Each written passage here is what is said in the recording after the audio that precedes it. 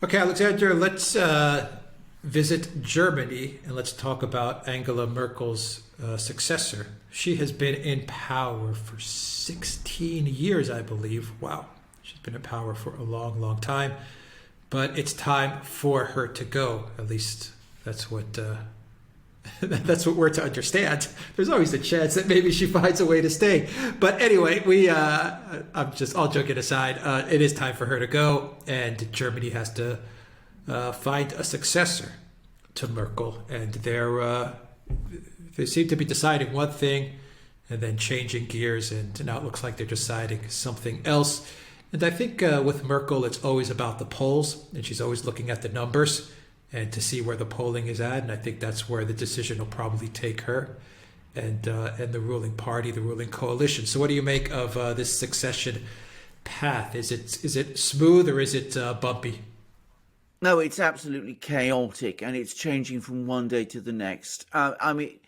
You're absolutely right. Merkel has been in power in Germany for 16 years. I think, by the way, it's becoming increasingly certain that she will indeed leave in September, as she has said she would do. I mean, sometimes she's hinted that she's going to go, and then one gets the sense that she's not really, doesn't really mean it.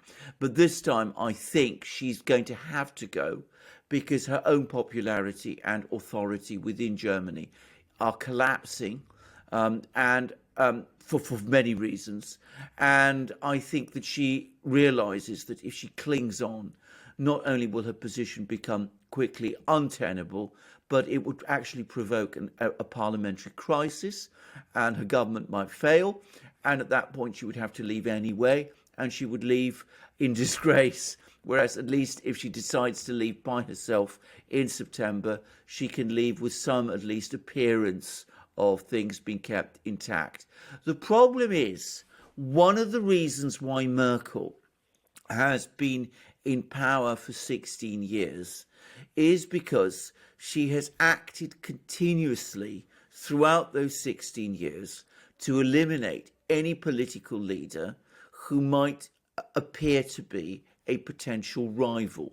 She has been extremely skillful at doing this, but the result is that she is like one of those plants, like the ivy, which just destroys everything around itself.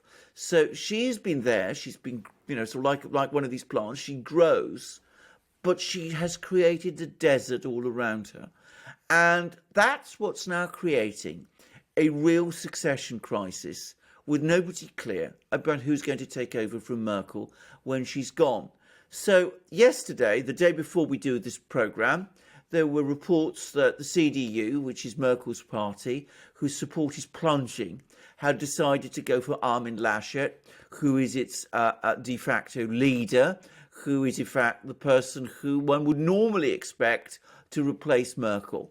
But the trouble is, Armin Laschet is less than popular. He is a somewhat provincial figure. He's not very popular in the country, and he's taken positions on various issues which don't go down very well with most Germans. So the very following day, we get report from Bild Zeitung, which is the most widely read tabloid newspaper in Germany, but which is usually extremely well informed about what's going on. And it says that now they've decided, this is one day after, that they're not going to have Armin Laschet as the successor to Merkel after all. They're going to go for Markus Soeder, who is the leader of the CSU, which is the sister party to the CDU, and who is the Bavarian minister-president. He is the prime minister, if you like, of the very big and very wealthy German state of Bavaria. Now, the problem is that Soeder is not from the CDU. There's been difficulties in the past getting CSU leaders accepted by the CDU electorate. And of course, though he's probably a more substantial figure than Armin Laschet is, he's politically well to the right of Merkel and may not be acceptable to the large centrist grouping that she's created. So what you're seeing is that Germany, or rather the CDU-CSU, are finding it almost impossible to come up with a figure to replace Merkel. I should add, by the way, that Soeder himself doesn't come across to me as the most charismatic of figures anyway. So they're finding it difficult to replace Merkel. But there is no one outside the CDU-CSU who looks likely to be able to step in and take over either. The SPD, which used to be the big centre-left alternative to the CDU-CSU, is hold. I mean, they're not polling very well. The Greens have been advancing, but they don't really look like they're really fit to lead Germany. The FDP, the Liberal Party, is very small, and the AfD on the right and Die Linke on the left have some support. They have some extremely talented politicians, but neither of them is itself. Neither of these two parties is united, and neither of them is remotely in a position to form a government. So the result of Merkelism is chaos, a political system that is now completely dysfunctional and which doesn't really seem able to produce a viable successor, because Merkel, throughout her 16 years, has made sure that there isn't one. Yeah, why would the CDU cede power to the CSU? Why would they do that? Well, that doesn't seem logical. So I would imagine the next chancellor would have to come from the CDU. Otherwise, it's like they're saying, we don't have anyone in our party, and you guys take the lead, take the government. Why would they do that? Well, many people in the CDU are going to be asking exactly the same question. They say, is the situation so bad that we're going to cede the leadership of Germany to the CSU, which is a regional party that is only present in Bavaria? We are supposed to be Germany's national party. We don't run candidates against the CSU in Bavaria because that's our sister party there. But why should we be taking second fiddle to the CSU? We're a much bigger party than the CSU. And after all, are we really in such a big mess that we can't provide the leadership of Germany now? I mean, there are going to be many people in the CDU who are going to be asking that sort of question, which, by the way, if they do go for Markus Soeder, precisely for that reason, it seems to me less likely that Markus Soeder would in fact become Chancellor in September, because I'm not convinced that the CDU will combine behind him. But on the other hand, their alternative, Armin Laschet, doesn't seem to be a convincing candidate to be Chancellor either. So they're in a mess. And it's a mess that Merkel has bequeathed them. The CDU had many able people. I mean, when Helmut Kohl retired from politics, he was basically stabbed in the back by Merkel, by the way, when Merkel engineered his removal. The CDU had many talented people who could have stepped in. They got Merkel instead. Merkel obviously had her skills, but she made absolutely sure that there was no one around in the CDU who could do to her what she did to Kohl. So everybody of ability and intelligence and charisma, she managed to sideline and eventually remove from contention. So the result is a desert where there is no one able to take her place.